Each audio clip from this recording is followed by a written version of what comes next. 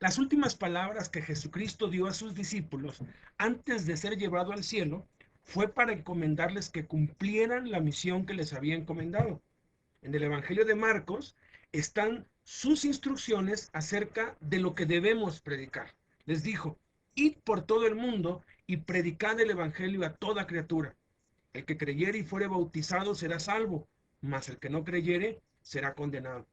En el Evangelio de Lucas, Jesucristo da una explicación más amplia de lo que debe contener el mensaje del Evangelio. Y les dijo: así está escrito, y así fue necesario que el Cristo padeciese y resucitase de los muertos al tercer día, y que se predicase en su nombre el arrepentimiento y el perdón de pecados en todas las naciones, comenzando desde Jerusalén. En el libro de Hechos, que es la segunda parte del Evangelio de Lucas, Jesús profetiza que todos los que sean llenos del Espíritu Santo cumplirán su misión hasta lo último de la tierra. Pero recibiréis poder, dijo Jesús, cuando haya venido sobre vosotros el Espíritu Santo, y me seréis testigos en Jerusalén, en toda Judea, en Samaria y hasta lo último de la tierra. Es solamente en el Evangelio de Mateo que Jesús indica lo que debemos enseñar a aquellos a quienes hemos predicado el Evangelio y se han bautizado para salvación, y que a partir de allí necesitan ser discipulados. Por tanto, id y haced discípulos a todas las naciones, bautizándolos en el nombre del Padre y del Hijo y del Espíritu Santo, enseñándoles que guarden todas las cosas que os he mandado, y aquí yo estoy con vosotros todos los días hasta el fin del mundo, enseñándoles que guarden todas las cosas que les he mandado. ¿Qué debemos enseñar a aquellos que han creído en Cristo y han sido salvos por gracia, por medio de la fe, y como evidencia han sido bautizados en agua? Jesús nos dice que debemos enseñarles que guarden todas las cosas que Él mandó a sus discípulos, es decir, sus mandamientos, como Él mismo lo establece en el Evangelio de Juan, cuando dice: el que tiene mis mandamientos y los guarda, ese es el que me ama, y el que me ama será amado por mi Padre, y yo le amaré y me manifestaré a él.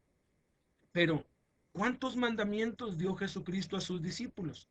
La mayoría contesta que dos, haciendo alusión a la pregunta que en una ocasión le hicieron a Jesús acerca de cuál era el gran o principal mandamiento de la ley, a lo cual Jesús contestó citando dos versículos del Antiguo Testamento que se encuentran en Deuteronomio y Levíticos. Amarás al Señor tu Dios con todo tu corazón y con toda tu alma y con toda tu mente.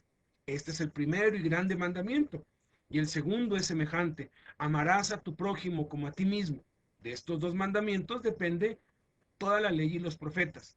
Algunos otros, mucho menos informados, dicen que Jesús dio 10 mandamientos, pero los 10 mandamientos los dio Moisés, no Jesús, y son mandamientos de la ley, no de la gracia.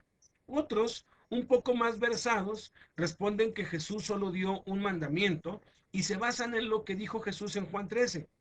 Pero Jesús no dijo que les daba un único mandamiento, sino un nuevo mandamiento. Y si les dio un nuevo mandamiento, es porque había otros, y este se agregó a los que ya les había dado. Entonces, ¿cuántos mandamientos dio Jesús a sus discípulos? ¿Cuántas cosas les mandó guardar? Un mandamiento es una orden, un imperativo, una instrucción que especifica una acción, positiva o negativa. Si analizamos los evangelios, descubrimos que Jesús mandó guardar más de 250 cosas a sus discípulos. Nada más en los capítulos 5, 6 y 7 de Mateo hallamos 70 mandamientos.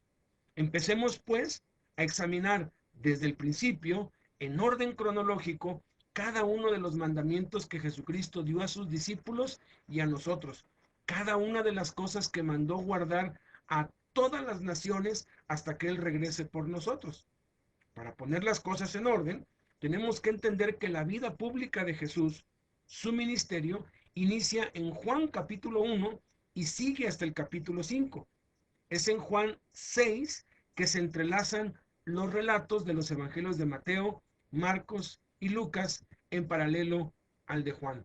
Tomando esto como base, analizaremos cada uno de los mandamientos de Jesús en orden.